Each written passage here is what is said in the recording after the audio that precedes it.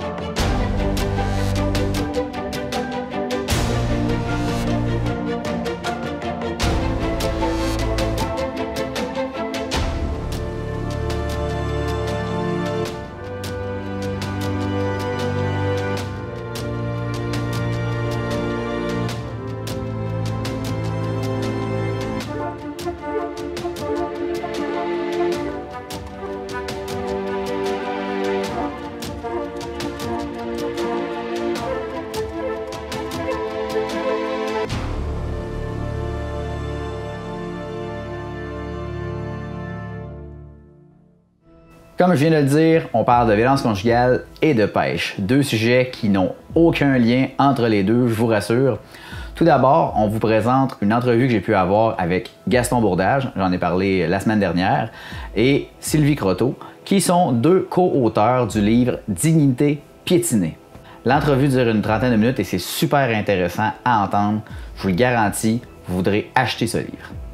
En deuxième partie d'émission, ce qu'on va regarder, c'est la pêche dans la peau. C'est une entrevue que j'ai pu avoir avec Samuel Gendron, qui est le réalisateur, co-réalisateur, je devrais dire, de l'émission. C'est une émission qu'on va vous présenter sur nos ondes télé durant la période estivale et en reprise à l'automne. Donc, vous allez pouvoir revoir ça là, à la télé facilement cet automne. Je suis certain que vous allez apprécier. En tout cas, en ce qui me concerne, j'ai vraiment aimé découvrir cette émission-là que Samuel a fait en partenariat avec la télé communautaire CJSR à Saint-Raymond-de-Portneuf.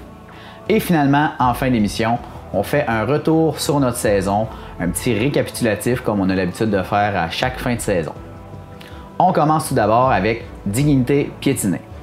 Gaston Bourdage et Sylvie Croteau ont coécrit ce livre qui parle de violence conjugale que Mme Croteau a vécue et violence conjugale que M. Bourdage a fait subir. M. Bourdage a commis un meurtre dans le passé. Les gens qui connaissent son parcours sont au courant de son histoire. Et Mme Croteau, en ce qui la concerne, a subi de la violence conjugale, pas de la violence physique, mais de la violence verbale, psychologique et monétaire. Mais tout ça, ils nous le disent très bien dans l'entrevue que j'ai pu réaliser avec eux à la librairie du Portage à Rivière-du-Loup.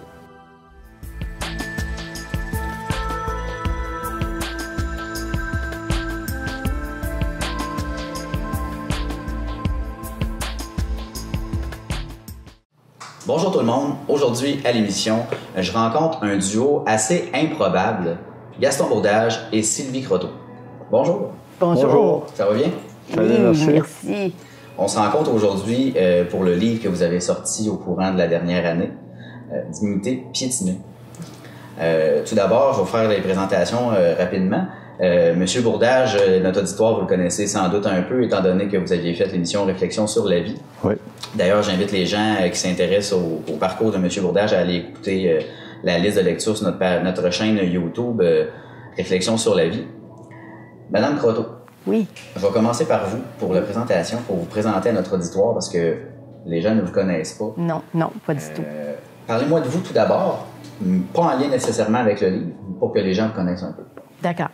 Alors, moi, j'étais dans l'enseignement.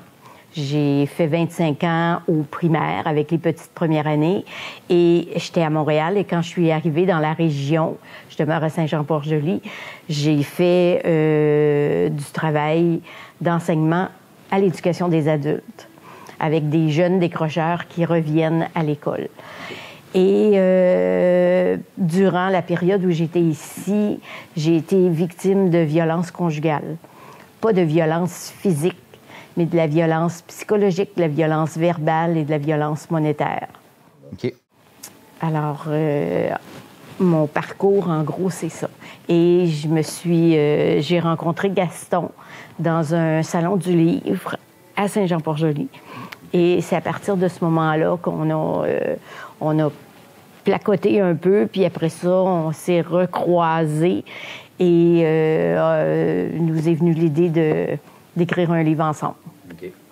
C'est ici à Rivière-du-Loup qu'on a pris la décision de plonger dans ce projet-là. Ah oui, OK. Oui. Directement ici? Pas à la librairie comme telle, mais dans un petit resto de la rue La Fontaine. OK, OK. Oui.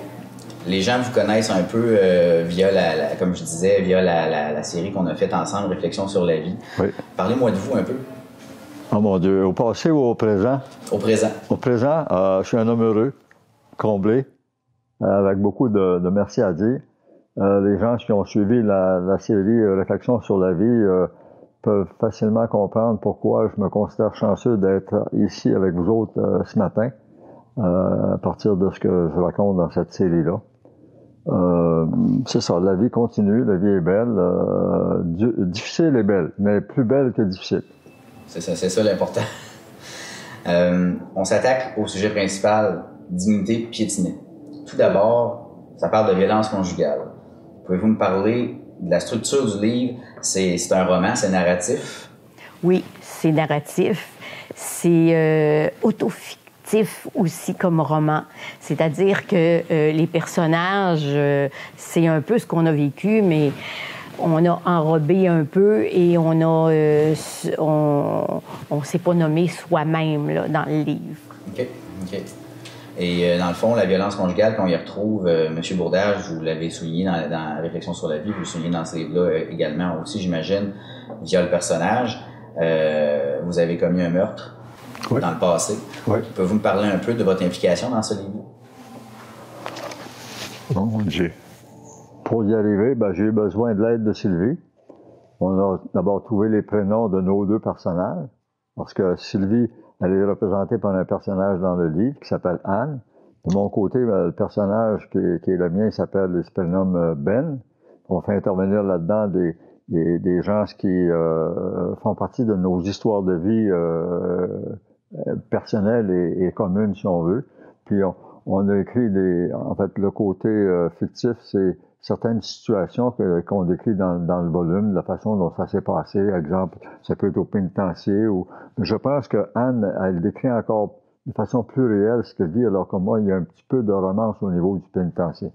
Okay. Au niveau des personnages aussi, c'est fictif. Le personnage de JF, par exemple, est un personnage que j'ai imaginé. Je suis partie, en fait, de ce que Gaston m'avait dit sur quelqu'un qu'il avait rencontré. Et moi, je suis partie avec JF, puis je l'ai tricoté de A à Z là-dedans. JF a existé, moi, dans ce qui me concerne. Okay. J'avais un confrère co-détenu avec moi qui se prénommait JF. Okay. Et la première scène qu'on raconte dans la cafétéria, c'est vraiment arrivé. Okay. Okay? Puis ça explique quelque part toute la dynamique du pourquoi j'en suis arrivé à enlever la vie, mais on ne parle pas de justification, on parle strictement que d'explication comme une équation. Là. Okay. Et JF, en ce qui me concerne, Sylvie va continuer à le découvrir parce que dans le roman, elle en fait son fils. Okay. Il devient le fils d'Anne à quelque part. Okay. Et ça, c'est comme coïncidence, c'est assez extraordinaire. Parce que la relation qu'elle développe avec JF, c'est oui, c'est un personnage auquel je me suis attachée, JF. Okay. Puis il va chercher chez Ben, il va chercher chez Anne certaines choses. C'est un jeune assez fougueux, mais qui a quand même... une certaine maturité, puis qui va, malgré sa fougue, il est capable d'aller coincer Ben, coincer Anne dans ses réflexions. OK. Vous avez souligné, M. Bourdage, pour Mme Croteau, votre histoire que vous avez vécue. Oui. Pouvez-vous nous en parler un peu de façon très à l'aise? Sentez-vous tout à fait ouverte? Là? Mon Dieu, c'est pas mal décrit dans le livre. Je vivais beaucoup de violences psychologiques. T'es bonne à rien, tu seras pas capable de rien faire. Et pourtant, puis je me sentais tellement nulle. Et pourtant, j'étais enseignante, j'étais une des très bonnes enseignantes. Les élèves m'adoraient. La directrice m'a demandé de la remplacer pour des périodes de 6 mois. J'ai fait le travail haut la main. Puis quand je rentrais dans mon auto pour m'en aller à la maison, je devenais un tapis, là, une paire de bas lancés dans le coin, violence verbale beaucoup, harcèlement, violence monétaire. Il fallait que je me cache pour m'acheter une tablette de chocolat. Là, je ne pouvais pas dépenser un sou. Mon argent était son argent, puis son argent était son argent. Okay. Alors, je payais tout. Ça a été difficile, me faire embarrer dehors, me faire lancer mon assiette à terre. Donc là, tiens, mange comme un chien. C'était de cette sorte de violence-là que j'ai subi. Et suite à ça, la maladie est rentrée dans ma vie, c'est le cas de le dire. Je répondais pas, je n'étais pas capable de répondre. J'avais tellement peur de cet homme-là que je gardais tout en dedans et ça bloquait ici. Ça bloquait dans ma gorge tout le temps. Il n'y avait rien qui sortait. Et j'ai dû me faire opérer parce que ma gorge rétrécissait. Il y avait des séquelles physiques? Il y avait des séquelles physiques à cette violence-là. Et pourtant, j'avais pas de bleu. Personne ne le savait. Personne n'était au courant. Personne, parce que, d'abord, on a honte. On ne veut pas en parler. Et les gens, on ne sait jamais ce qui se passe entre 4 murs d'une maison. Mais la violence, elle est là. Puis là, les gens le découvrent en lisant le livre. Mon Dieu, on ne pensait pas que tu vivais quelque chose comme ça. Puis ça paraissait pas à l'école. J'étais quelqu'un de très organisé, de très articulé, mais pas à la maison. Combien d'opérations tu as eues? Bien, j'ai eu 4 dilatations qui n'étaient pas des grosses, pas vraiment des opérations. Là, c'est des petites interventions pour dilater justement la trachée. Puis après ça, une très grosse et très délicate opération. OK. Quand j'ai lu ce que Sylvie, à travers Anne, a présenté, l'impression que j'ai eue, c'est que sa dignité à elle. Oh, j'en avais plus de dignité. Comme ça. D'où le titre. Et sa dignité a été piétinée, alors que moi, j'en ai piétiné avec ce que j'ai fait. Là, on se rejoint au niveau piétiné, là, mais à 2 niveaux différents. Sa dignité à elle a été piétinée. Moi, j'en ai piétiné, et en même temps que j'ai piétiné des dignités humaines, nécessairement, j'ai piétiné la mienne aussi. Et ça, mais ça se répare. Il y a une réparation. On va voir dans le tome 2 que nous sommes à écrire, on l'a baptisé « Dignité aux soins intensifs ». OK. Et c'est vraiment le cas parce qu'on oui. Commence, on tombe là, dans le psychothérapeutique, puis dans la conscientisation avec des points de suspension. Là. Puis là, on va travailler tantôt, là, quand Anne, je présume, elle va nous raconter ces sessions de psychothérapie où la psychologue l'a amenée peut-être à des endroits qu'elle ne s'entendait pas d'aller. En tout cas, personnellement, moi, j'ai eu à aller à des places avec les psys avec lesquels je ne m'attendais pas du tout, mais que j'avais besoin d'aller voir. Okay. Okay? Okay. Le besoin que j'ai eu, moi, là-dedans, c'est toujours tenter de réparer au maximum les dignités piétinées, autant celles des autres que la mienne. Et mon objectif se poursuit. Et puis aujourd'hui, nous traversons une époque, je pense, où les dignités humaines sont énormément bafouées. Qu'on regarde le langage actuellement qui est utilisé sur les réseaux sociaux, on peut trouver un paquet de dignités qui sont, excusez l'expression québécoise, qui sont maganées en tabarnouche. Puis le tome 3, il va s'appeler Dignité retrouvée. OK. Fait qu'on part du pays. Anne, Ben, soins intensifs, on va voir le docteur, puis en fait, sous forme imagée, là, puis après ça, à la fin, du tome 3, c'est on actualise, en fait, chacune de nos personnes pour... Puis comment on sort plus fort de ça. Plus ça va. Moi, je vis présentement une période de ma vie où je suis très heureuse. Ça va bien, je suis en pleine possession de mes moyens. Ça va très bien. Alors, on va voir ça dans le 3e livre. OK. Pour en venir à écrire un livre comme celui-là, ça prend une certaine prise de conscience de sa situation, j'imagine. Oui. Vous, comment est-ce que vous avez... Des exemples que vous nous donniez tantôt, pour nous qui écoutons l'histoire pour la première fois, ça nous semble évident que c'est de la violence conjugale. Mais pour vous, comme vous le viviez, c'était pas évident. Vous vous en rendiez pas compte, sans doute. Vous ne vous l'êtes pas avoué à ce moment-là. Comment est-ce que vous vous êtes rendu compte que vous viviez la violence conjugale? Ah, c'est assez spectaculaire. J'étais à l'école et à l'éducation des adultes. Et la conseillère d'orientation cogne à la porte et elle dit « Il y a des gens en bas qui vont parler de violence conjugale. J'invite les élèves à venir. » Alors, j'ai dit « Bon, je vais descendre avec mes élèves. » Là,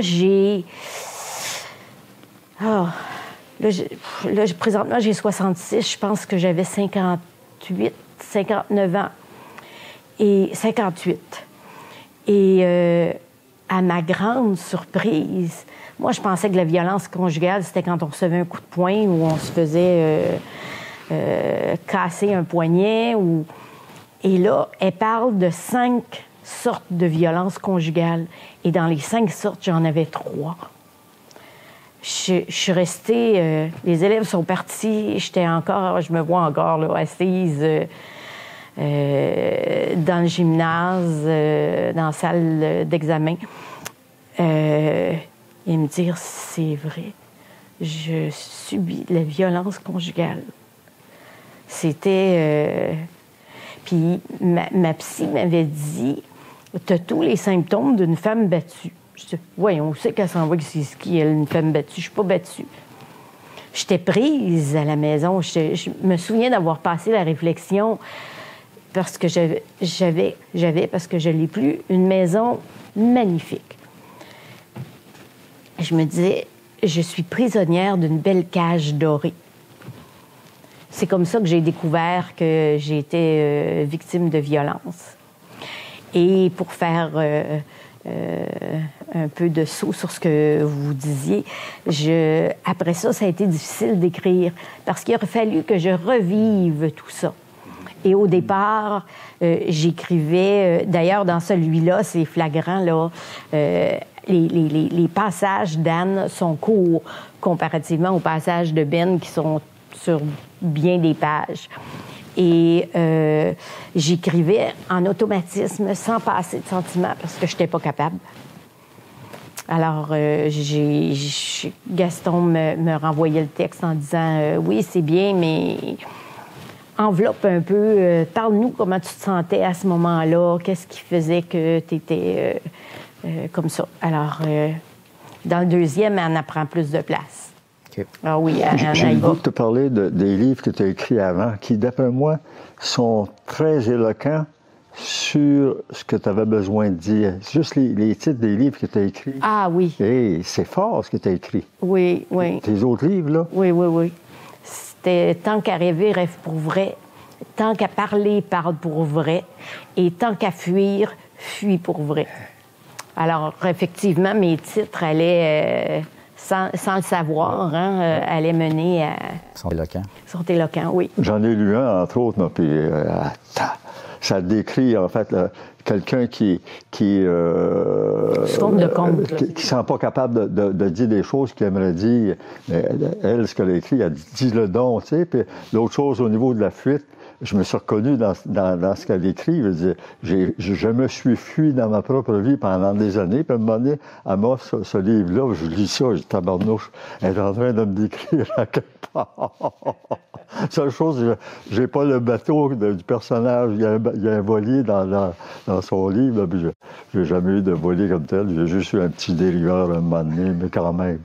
Mais ces livres, en tout cas, juste les titres, pour moi, ils ont été extrêmement pertinents. Et en même temps, ça colle à ma propre histoire de vie, là, OK?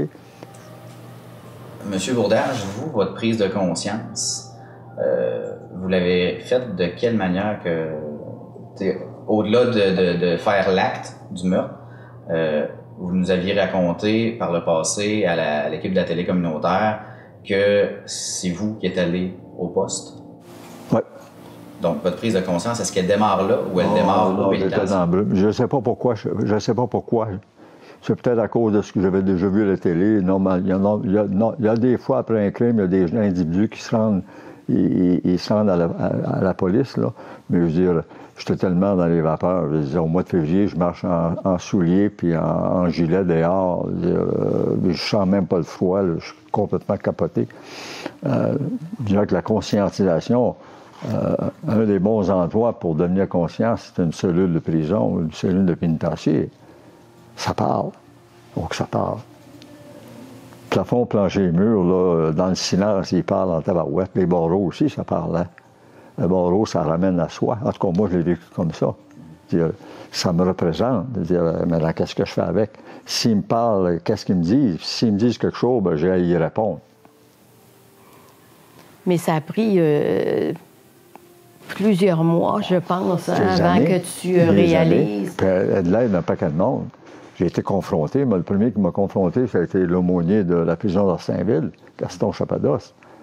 Puis confronté pour le vrai, là, mais avec un grand, grand respect. Ma dignité n'a jamais été attaquée par son propos, mais son propos s'adressait à ma conscience. Oh boy! Puis quand il me parlait avec les bâtons dans le trou, là, les yeux dans les yeux, puis il me posait une question, on va dire...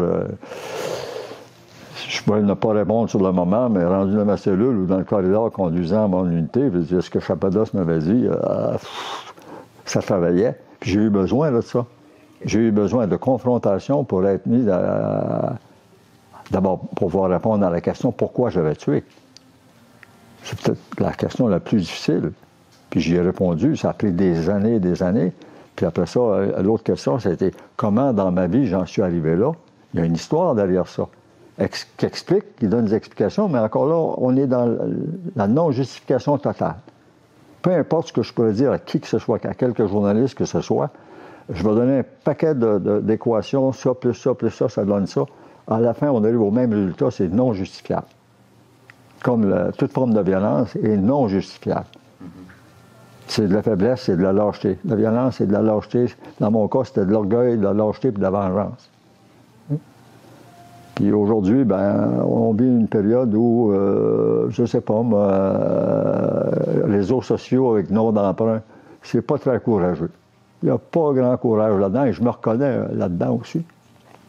Mais je me pénalise pas pour ça. Et je me donne pas de coup de masse sur la tête à cause de ça. Je fais juste en prendre conscience. Puis dire oui, t'as été capable de faire ça. Bon.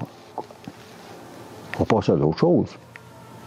Puis il y a l'aspect de la réhabilitation aussi. C'est officiel que dans le milieu carcéral, je veux dire, il y a trois sortes de clientèle. Il y a ceux qui ponctuellement ne savent pas s'ils veulent s'en sortir. Il y a ceux qui ponctuellement ont décidé de ne pas s'en sortir. Puis il y a ceux qui ont décidé de s'en sortir. Moi, j'ai fait le choix de m'en sortir. Mais il y a une période où j'ai vraiment eu envie d'embarquer dans le système criminel. Puis j'avais tous les contacts qu'il fallait. Puis je me voyais avec une grosse Mercedes 530 SEL à la sortie du pénitencier. Puis je me suis organisé pour que ça arrive. Mais finalement, il y a des gens qui m'ont brassé et ont dit « Wow, un instant. » là. C'est ce livre-là, ça a pour but de faire prendre conscience, j'imagine, à des gens qui pourraient vivre de la violence conjugale, de s'assumer, de vivre, d'être conscient plutôt qu'ils en vivent. Oui. Mais je me pose la question, est-ce qu'il n'y a pas une forme de thérapie pour vous-même d'avoir écrit ce livre? Absolument. Absolument. Le mot thérapie est peut-être pas exact, mais ça a été un exutoire. Ça a fait sortir le méchant. Ça... Oui. Et d'ailleurs, c'était difficile. Puis, entre la porte du frigo et mon ordinateur, là, il y en a des pas qui se sont faits. Parce que j'écrivais, puis après ça, là, je tourne en rond, va au frigo, prends quelque chose, reviens à l'ordinateur. Oui, ça a été libérateur aussi. Libérateur de pouvoir parler de tout ça puis de le sortir. Parce qu'il y a des choses... on parle de dignité, je vous raconte quelque chose. Je pouvais pas aller à la toilette toute seule. Alors, quand... Là, il n'y en a plus de dignité, là. Quand je m'assoyais sur la toilette, là, il arrivait et il prenait ma tête et la mettait sur lui, sur son ventre. Je vais vous dire qu'il n'y a plus de dignité dans ce temps-là. Elle était piétinée, il n'y en avait plus.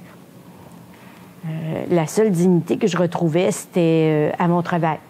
Là, j'en avais de la dignité. Sinon, j'étais un déchet qu'on balayait en dessous du tapis. Il n'y a plus de dignité. C'est assez personnel, ce que je vous raconte là. C'est assez difficile. Mais ça montre jusqu'où ça pouvait aller. Et le fait de l'écrire, de le dire, ça m'a permis de voir aussi jusqu'où ça allait, cette violence-là. Aujourd'hui, je pense, je me dis, c'est effrayant.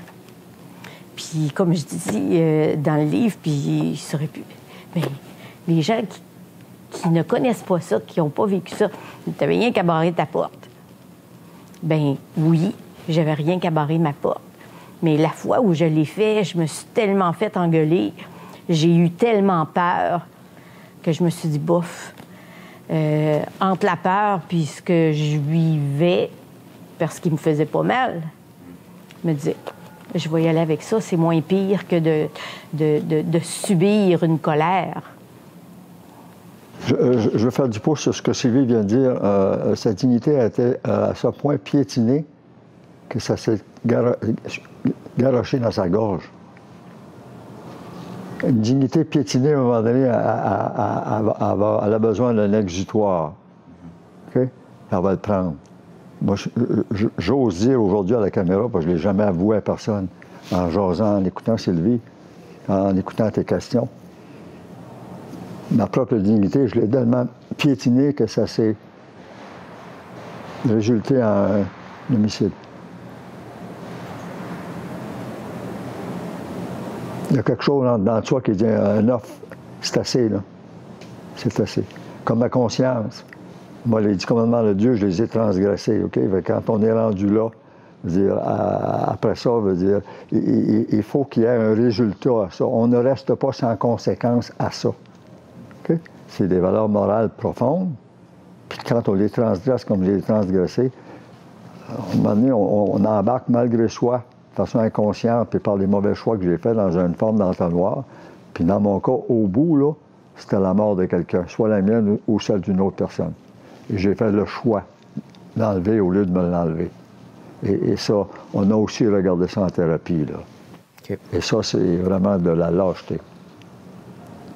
Le suicide n'est pas mieux qu'un homicide, l'homicide n'est pas mieux qu'un suicide. Ce sont deux gestes extrêmement violents qui expriment des choses, mais il n'y a pas de suicide qui se justifie, puis il n'y a pas d'homicide qui se justifie. Au niveau de la justification, explication, oui. Mais quand on utilise cette voie-là, c'est que notre propre dignité, on l'écrase. Ça serait tout un autre débat que de parler de suicide, par exemple, oui. Là, parce que je ne suis pas tout à fait d'accord avec ce que tu dis, Gaston. Non. Mais, tu ne penses pas que la dignité, tu penses pas que la dignité est piétinée? Oui, la dignité est piétinée, mais c'est pas un... Pour moi, l'acte n'est pas aussi... aussi grave qu'un homicide? Qu'un homicide. Ben, oui, c'est très grave. C'est la vie dans les deux cas qu'on enlève. Oui, mais ce que je veux dire, c'est que la personne est tellement en détresse psychologique que c'est c'est le seul moyen qu'elle a trouvé pour s'en sortir. J'étais en détresse psychologique. Oui. Quand Oui. je l'étais, le plus bel exemple que moi j'ai eu, c'est M. Cyrulnik, Boris Cyrulnik, qui me l'a donné à une émission de Catherine Perrin, que j'écoutais, puis à un moment donné, il a décrit ma situation à un moment donné, puis j'ai écrit à Mme Perrin pour lui dire « Mme Perrin, merci infiniment, je viens de comprendre. » On reste dans l'injustification, OK? Peu importe ce que je vais dire là-dessus, là, au bout de tout ça, le mot, c'est non-justification. Puis, l'explication de la non-justification, c'est ma lâcheté. On ne discute pas, là. J'ai posé un geste de lâche que j'aurais pu poser envers moi, mais que j'ai posé envers quelqu'un d'autre. Dignité piétinée, ça se retrouve où? Dignité piétinée, ça se retrouve dans quelques librairies, parce qu'on les a placés là nous-mêmes, mais ça se retrouve surtout sur édition@commercial-quépanché.com ou à dignitéLivre.com. Ce sont deux endroits que les gens peuvent aller visiter et commander leurs livres à cet endroit-là, à ces deux endroits-là. Puis on peut l'avoir ici en librairie, où nous sommes actuellement, librairie... La librairie du Portage. Oui, à Rivière-du-Loup. Puis il y en a à Rimouski aussi. OK. Puis en Gaspésie. OK. Oui. OK. Vous avez fait le tour pour l'emporter? Oui. OK. D'ailleurs, je prends l'occasion de la pioche que vous tendez pour remercier la librairie du Portage et sa propriétaire, Mme Lavoie, de nous avoir accueillis ici ce matin pour réaliser cette entrevue-là. C'est un lieu enchanteur, une librairie. C'était à propos à cause de la publication du livre que vous avez fait. Je pense que c'est un endroit très adapté pour le contenu qu'on avait à réaliser ce matin. Donc, merci beaucoup, Mme Lavoie. Merci à tous les deux. Merci à vous. C'était un plaisir Oui. de discuter avec vous. Et on se retrouvera sans doute lors de la parution du chapitre 2. Avec plaisir. On viendra vous en parler. Merci. Merci. Merci.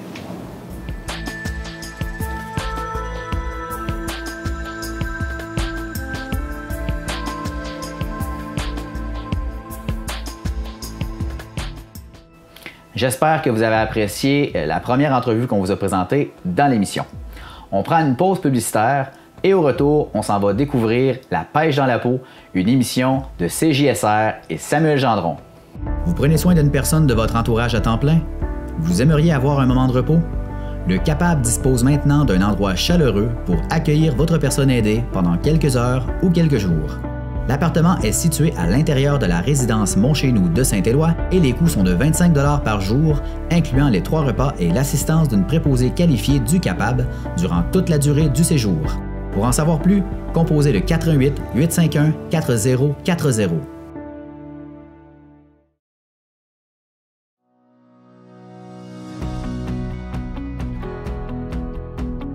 Tous ensemble, collectivement, on peut se transmettre des émotions. Alors, la contagion émotionnelle, c'est quand une émotion passe d'une personne à une autre personne. Alors, soyons des agents et des agentes de contagion émotionnelle positive. Alors, pour faire ça, on peut prendre le temps justement de souligner les bons coups, féliciter aussi nos réussites, qu'est-ce qu'on fait de bon, qu'est-ce qu'on a fait de beau, soulever les choses qui ont été positives. On a besoin de se faire contaminer par la joie, par l'espoir, par la création de liens aussi, parce qu'on le mérite dans le fond, on a travaillé fort durant cette année-là, puis c'est important de prendre ce moment-là pour soi.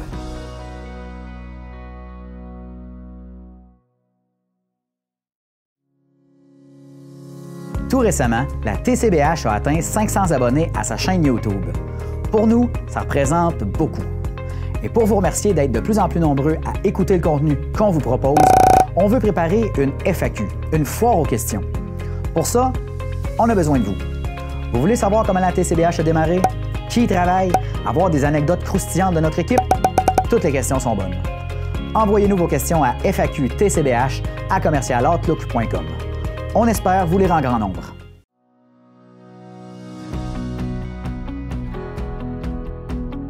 Chez Santé mentale Québec Bas-Saint-Laurent, on a différents services. On a un volet promotion-prévention où est-ce qu'on va donner des conférences, des ateliers, des formations sur les thèmes de la santé mentale. On a aussi 2 intervenantes qui s'occupent d'un milieu de vie, donc où est-ce que les gens peuvent venir échanger entre eux. Ces 2 mêmes personnes-là aussi s'occupent du volet croissance et entraide, où est-ce qu'on a des groupes de soutien sur différents thèmes comme l'anxiété, la bipolarité, par exemple, les personnes qui entendent des voix aussi. Et on a un volet de réinsertion à l'emploi, donc le volet vis-à-vis qui aide les personnes à reprendre le marché de l'emploi avec un cadre qui est sécuritaire et qui permet de développer des habiletés sociales au travail.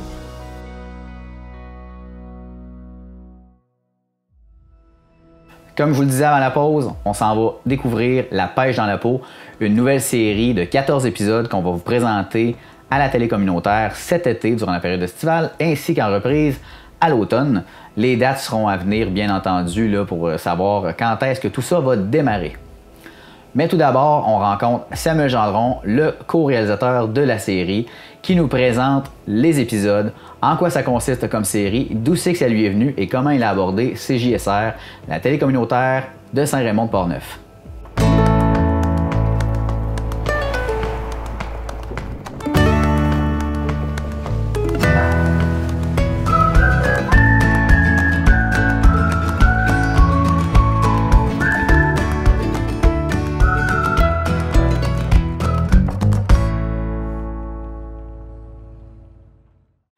Salut tout le monde, bienvenue à l'émission. Aujourd'hui, je rencontre Samuel Gendron de La pêche dans la peau parce qu'il y a quelques semaines, je vous ai parlé qu'on aurait une nouvelle série qu'on diffuserait sur les ondes de la TCBH cet été, en rediffusion à l'automne. Eh bien, on rencontre le principal intéressé de l'émission. Salut Samuel. Salut, comment ça va? Ça va bien toi-même? Très, très bien, merci. Merci de l'invitation, je suis content d'être là. Ben, ça nous fait plaisir de te recevoir. La pêche dans la peau, pour nos auditeurs, d'abord, parle-nous du titre.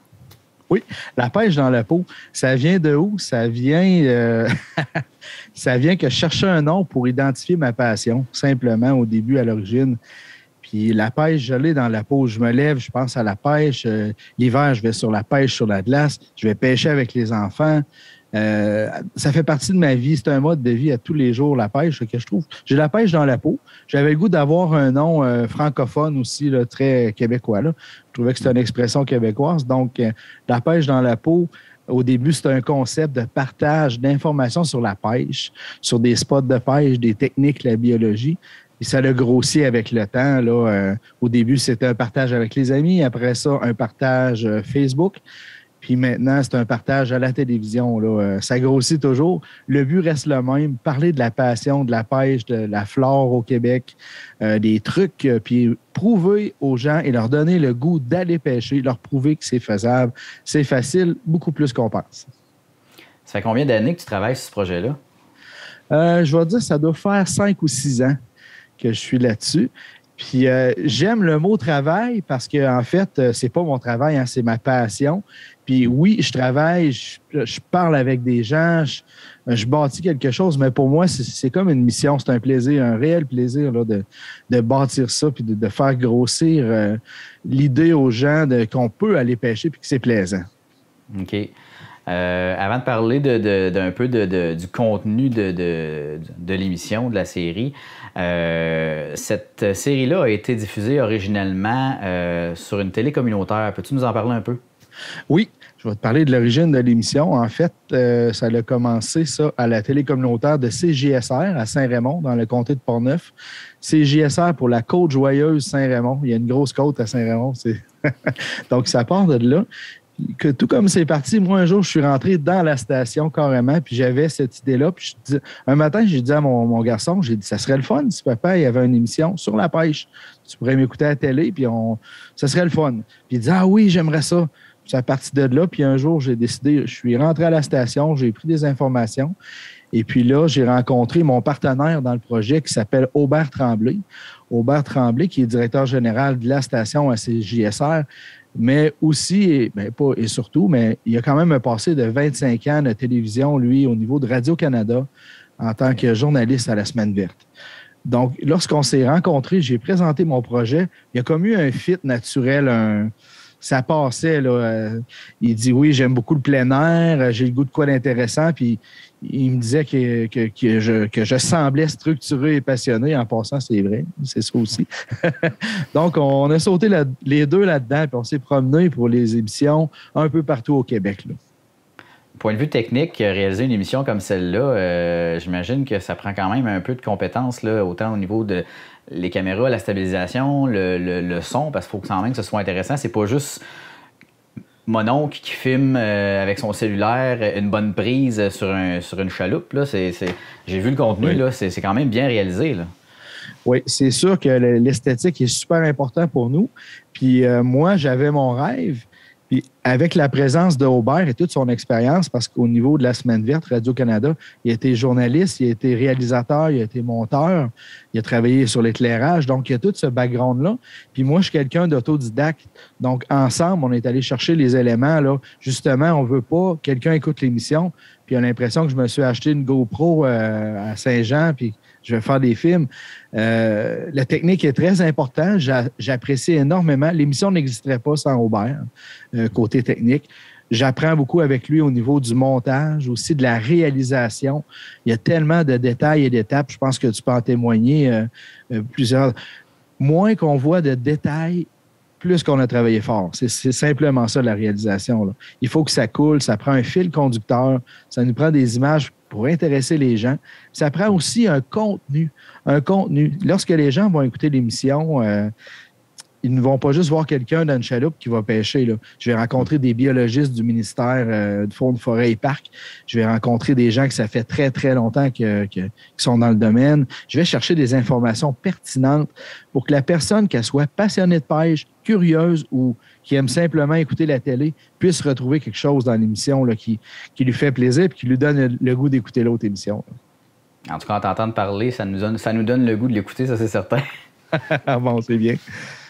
Tu parles du contenu. Peux-tu nous parler, sans aller dans les détails de chacune des émissions, nous parler un peu là, oui. du contenu de la série? Oui.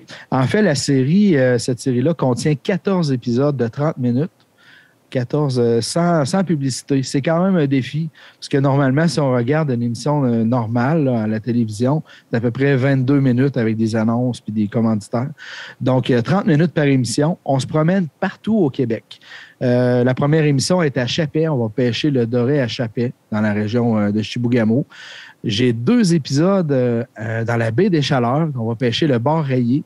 Entre autres, avec quelqu'un du BIC que je m'entends super bien avec, c'est Emmanuel Berger, qui est un pêcheur quand même connu là, au Témiscouata, puis même à Trois-Pistoles aussi. Donc, on va pêcher le bar rayé à cet endroit-là. On va, avec des pêcheurs de homards, faire une entrevue sur les quotas, comment il a acquéri son permis de pêche, son cheminement en tant que pêcheur. On voit des gens comme toi et moi pêcher sur le bord des quais. On va pêcher avec des professionnels qui nous donnent des trucs aussi. Dans chaque épisode, on a de belles images de la région. Si on parle justement de la Gaspésie, on va voir le rocher percé. On s'est levé à 3 heures du matin pour aller capter de belles images du lever de soleil. Il n'y a rien qui est laissé au détail. Après ça, on va parler de technique. À travers l'émission, il y a un fil conducteur. Il y a toujours une émotion qui passe par rapport à l'amour qu'on a pour l'endroit et le poisson qu'on est. Il va y avoir des petites pauses où on va rencontrer un technicien qui va nous dire comment faire des nœuds avec tel type de fil. Démêler des termes comme CEPAC, Parc national, une ZEC, c'est quoi tout ça? Ben, on le simplifie, on le vulgarise pour les gens. Vraiment, pour que je reviens à ça, pour donner du contenu, puis une certaine richesse. On en retire de quoi après chaque émission. J'en ai d'autres émissions. Une que j'ai beaucoup aimée avec Joey Junot. Joey Junot, qui est un joueur de hockey qui a joué longtemps dans la Ligue nationale. J'ai eu la chance là, de tourner une émission avec. On est parti avec son hydravion à partir de chez lui sur un lac. On est parti à l'aventure à la Seigneurie du Triton. Donc, ça, c'est une émission qui est vraiment super intéressante. On pêche une grosse... je vais le dire, on sort une grosse truite de 4,5 livres dans cette émission-là. C'est incroyable. Puis le temps s'est arrêté avec Joey. C'est quelqu'un qui est très calme, très posé. C'est une émission qui est relaxante, qui est intéressante. J'en ai aussi une avec Michel Terrien, qui est un guide de chasse et de pêche très reconnu là, au Québec. J'ai passé un très beau moment avec. On a pris du beau brochet, Tu vois, ça va comme ça. J'en ai au lac Saint-Jean, j'en ai sur le fleuve Saint-Laurent à Québec avec la pêche au doré. J'ai 2 épisodes avec un pêcheur qui pêche à la Fascine pour le ministère Faune, Forêt et Parcs. Tu vois, ça, c'est vraiment intéressant. C'est quelqu'un que j'ai rencontré lors d'un autre tournage. Puis suite à notre discussion, on a décidé de tourner ensemble. Ça, la pêche à la Fascine, ce sont des filets qu'on voit sur le fleuve, le long du fleuve, qui sont perpendiculaires au fleuve. Puis au gré des marées, il y a certains poissons qui viennent se faire prendre là-dedans. Puis mon ami Jean-Guy, là-dedans, dans ces épisodes-là, il nous dit tout ce qu'il fait pour le ministère. C'est-à-dire, dans le cas de l'émission, on était pour les anguilles. Donc, chaque anguille était répertoriée. On met une puce à l'intérieur. On explique comment. On va en apprendre beaucoup plus sur les anguilles qui se rendent jusqu'à la mer des Sargasses à chaque année. On apprend plusieurs choses comme ça. On voit plusieurs espèces de notre fleuve. Ça va comme ça pendant 14 épisodes. Toi et l'équipe, vous vous êtes promenés apparemment vraiment beaucoup. Là, tu nommes plusieurs régions comme ça. Vous avez réalisé l'émission sur combien de mois, le tournage? Bonne question. La première était l'hiver. Donc en 3-4 mois environ. Ouais. OK. Il a fallu faire un peu de recherche pour préparer le contenu de cette émission-là. Il a fallu aller chercher des invités, justement, parce que tu ne vas pas tout seul. Tu n'es pas parti tout seul, justement, avec ton collègue pour aller à la pêche. La préparation d'une émission comme celle-là, on peut s'attendre à combien de temps? J'imagine que tu n'as pas compté tes heures, là, mais... Non, je n'ai pas compté. C'est une très bonne question. En fait, j'ai appris, tu sais, moi, depuis que je suis jeune, comme tout le monde, j'écoute la télé. Puis des fois, dans le générique, on voit le mot recherchiste. Puis on voit, OK, c'est recherchiste. Là, je sais c'est quoi parce que c'est moi le recherchiste. Puis c'est moi qui m'occupe de tout au niveau du booking, des contacts, des activités, l'arrimage de tous les gens. Donc, c'est plusieurs centaines d'heures, je dirais. C'est vraiment... Puis avec des contacts, parce que j'ai beaucoup... Je me suis pas présenté, mais je pêche beaucoup depuis plusieurs années, un peu partout au Québec. Donc, je suis allé chercher des connaissances, des amis qui avaient le goût de partager, tout comme moi, qui est super important, la passion de la pêche de bonne manière. Donc, c'est en m'entourant de personnes. Puis, je me suis rendu compte que c'est un peu comme une boule qui grossit de plus en plus.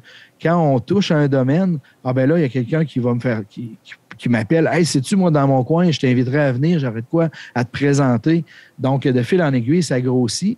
Puis, je garde toujours la même structure, la même rigueur au niveau de mes sources pour arriver avec un contenu de qualité. Je vais te donner un bel exemple. Saint-Just-du-Lac, qui est un peu en haut, là, de Trois-Pistoles.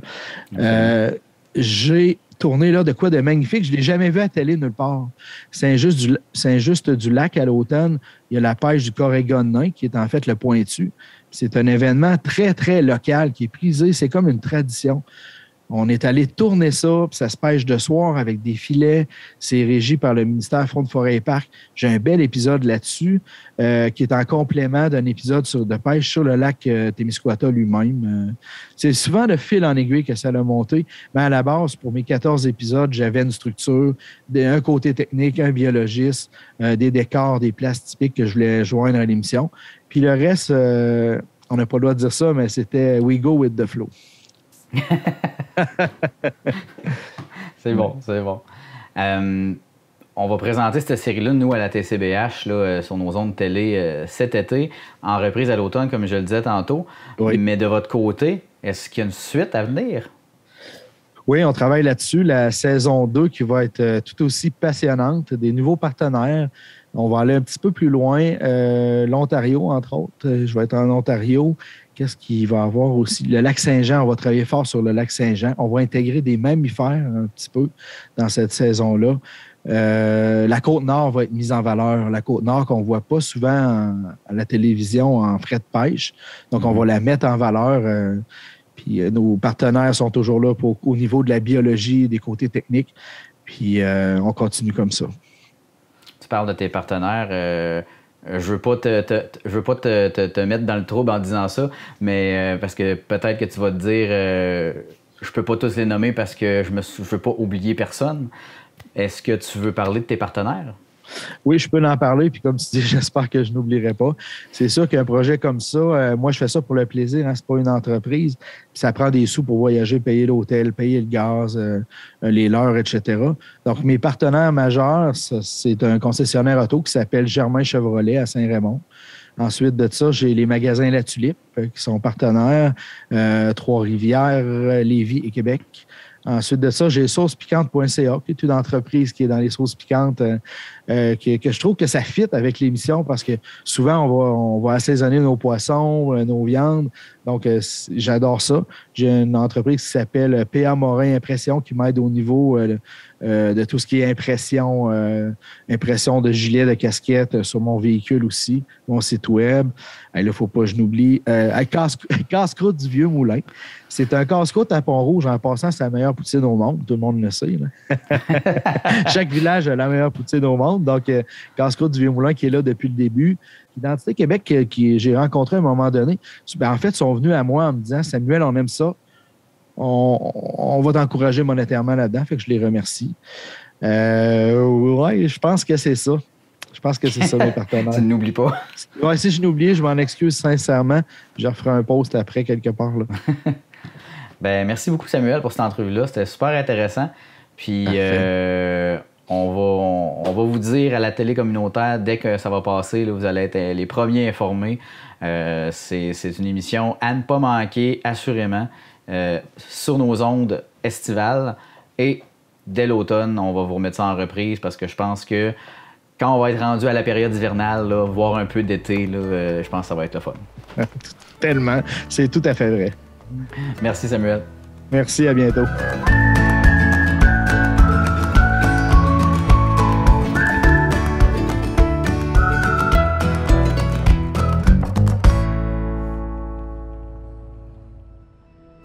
J'espère que vous avez apprécié le reportage avec Samuel Gendron. C'est une série à ne pas manquer. Comme je vous disais avant la présentation, les dates à venir pour le début de la télédiffusion vont venir sous peu. Donc, surveillez le Babillard Télé, surveillez nos réseaux sociaux sur Facebook pour savoir quand est-ce que tout ça va démarrer. Ce sera bien entendu seulement sur les ondes télé, étant donné que c'est une série originale, on ne peut pas la rediffuser sur notre chaîne YouTube, mais bien entendu, en lien de la vidéo des infos TCBH d'aujourd'hui, je vais vous mettre un lien pour aller visionner la liste de lecture complète de la première saison de La pêche dans la peau de CJSR. Maintenant, je vous avais promis en début d'émission qu'on ferait un retour sur notre saison 2021-2022 et on va y aller rondement. Donc, on va faire un survol de chacun des mois, des reportages qu'on vous a présentés cette année. Je ne commenterai pas tous les reportages qu'on a pu faire, mais ceux qui vont vraiment ressortir du lot, c'est ceux-là qui m'ont vraiment plus marqué au niveau de la captation, au niveau du montage, au niveau de la diffusion. C'est des reportages qui ressortent parce que c'est des moments forts, des moments clés de la télé communautaire.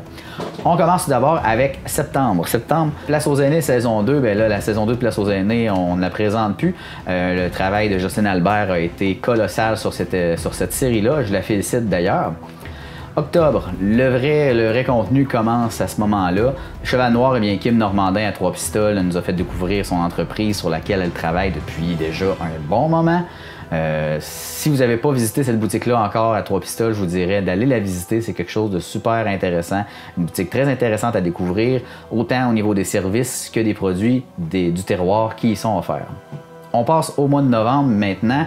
Fleurs, eh bien, vous avez vu dernièrement que j'avais pu faire une entrevue avec Émilie Lévesque, là, qui est la porteuse de ce projet-là, ce projet musical-là. On avait pu faire une entrevue en studio, elle et moi, pour qu'elle me présente son équipe, présente les membres du groupe, d'où c'était parti l'idée de ça, son background musical. On en a reparlé un peu dernièrement là, lors du lancement qu'elle a eu à Rivière-du-Loup et Rimouski. On tombe au mois de décembre. Distillerie Témiscouata, vous vous rappellerez que j'avais été à la distillerie là, justement dans le Témiscouata. C'était une entrevue super intéressante de découvrir ce qui était fait avec les produits de l'érable, les dérivés des produits de l'érable. Et c'est ce qui met fin à notre année 2021. 2022, vous voyez, je saute beaucoup de reportages, mais je peux vraiment pas parler de chacun, c'est bien certain. Action Liberté, je tiens seulement à faire une parenthèse. J'avais été filmé au complet l'événement de la marche pour la solidarité, si vous voulez, une espèce de marche qui avait eu lieu à Rivière-du-Loup à ce niveau-là. Les événements découlant les uns des autres, j'ai été à la course puis j'ai pas pu faire le montage, la diffusion de ce reportage-là. Ça va venir au courant des prochaines semaines. Surveillez notre chaîne YouTube, mais on va l'intégrer dans notre liste de lecture là, des reportages 2022. La raison étant qu'une semaine après, eh bien, il y avait le tournage à Ottawa, donc un gros reportage à aller réaliser. Donc, malheureusement, j'ai manqué de temps pour les gens locaux de Rivière-du-Loup. Je m'en excuse infiniment, mais le reportage viendra. Santé mentale en milieu de travail, je fais un bref retour là-dessus, étant donné qu'on avait eu un partenariat cette année avec Santé mentale Québec Bas-Saint-Laurent. Vous avez pu voir au courant de toute l'année les publicités qu'on a faites. On a fait 4 capsules avec Santé mentale Québec Bas-Saint-Laurent avec Kylian Gay. Donc, c'était pour vraiment mettre l'accent sur la prévention cette année. Vous avez pu le voir dans le visuel, on disait cette année on pense positif. Eh bien, il a vraiment fallu faire un effort là-dessus. Puis pour nous, à la télé communautaire, c'était quelque chose de super important parce qu'avec toutes les mesures qui ont été imposées, au niveau, le niveau social a vraiment pris un coup. Ça, c'est pas moi qui le dis, c'est tout le monde autour de vous. Vous allez pouvoir vous en rendre compte. Ça a vraiment pris un coup là, durant les 2 dernières années et de faire de la prévention en santé mentale, pas seulement dans les milieux de travail, mais chez les gens, je pense que ça a été quelque chose de super important. J'espère que pour certains, ça va porter ses fruits, pas tant nos capsules que de juste en parler du fait que ça a été difficile, tout ça, socialement. Ça a été difficile parce que tout le monde était pris chez soi. Il y avait beaucoup de friction avec les membres de famille, avec des amis. Ça crée vraiment une ambiance très désagréable pour beaucoup de gens. Je ne reviendrai pas sur les événements là, de tout ce qui a été fait comme mesures sanitaires parce que ce serait de trop de toute façon, mais vous êtes tous au courant de quoi je parle. Ça a été socialement un grand coup qui a été porté, grand coup négatif, mais là on va voir comment ça va aller dans les prochains mois, mais j'espère qu'on va être reparti vraiment sur l'autre bord puis que la joie de vivre va être revenue le plus possible. En tout cas, on va se le souhaiter jusqu'à l'automne. On va espérer aussi que ça s'étire après ça, que ça continue à aller vers le mieux pour tout le monde. Les projections de l'Église, un petit mot bref, parce que j'ai été filmer ça le 8 janvier. C'était pas prévu, c'est Ghislain, coordonnateur de la TCBH, qui m'a demandé d'aller filmer ça de passage. J'ai resté finalement une demi-heure, j'ai regardé et filmé l'intégralité de la projection sur l'église. C'était vraiment beau. Pour les gens qui ont été durant le temps des fêtes, c'était sur l'église Notre-Dame-des-Neiges à Trois-Pistoles. C'était vraiment intéressant à regarder ça. Il y avait beaucoup de musique, c'était folklorique, les gens y allaient, c'était spontané. C'était vraiment une belle initiative qui avait été faite là, à Trois-Pistoles. Février, ça a été un gros mois. Ça a été un gros mois. Je vous dis pourquoi. Parce qu'il y a eu le reportage Immersion au cœur du convoi.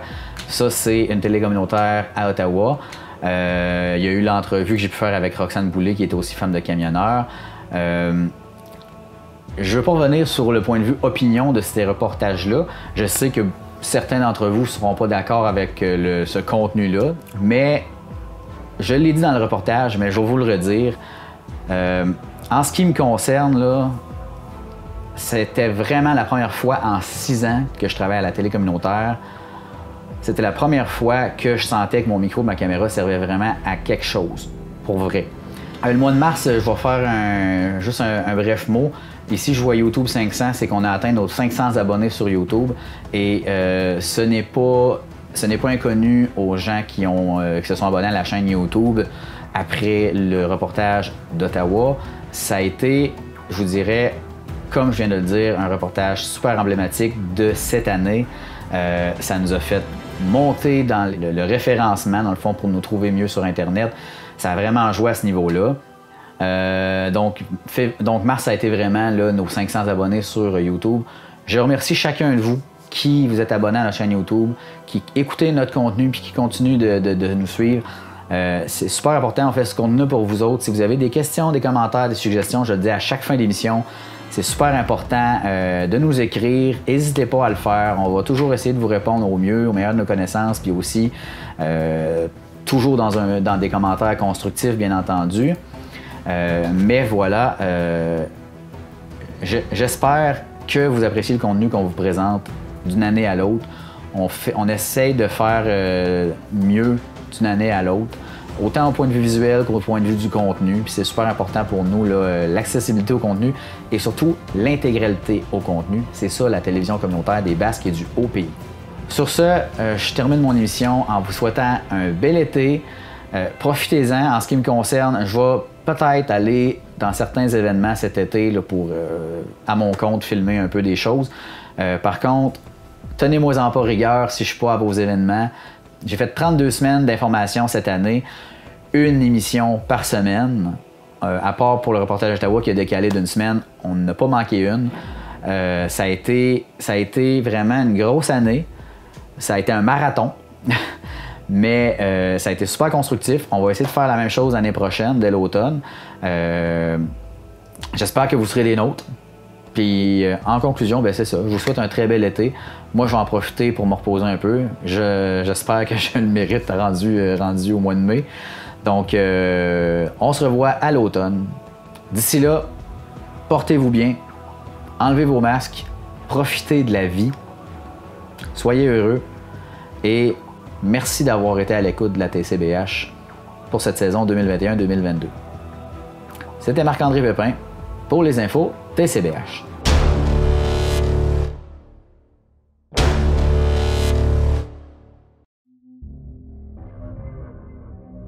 Cette émission est une réalisation de TCBH, propulsée par Derry Télécom. Vous prenez soin d'une personne de votre entourage à temps plein? Vous aimeriez avoir un moment de repos?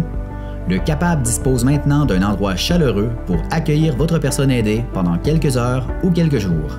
L'appartement est situé à l'intérieur de la résidence Montchez-nous de Saint-Éloi et les coûts sont de 25 $ par jour, incluant les 3 repas et l'assistance d'une préposée qualifiée du Capable durant toute la durée du séjour. Pour en savoir plus, composez le 88 851 4040.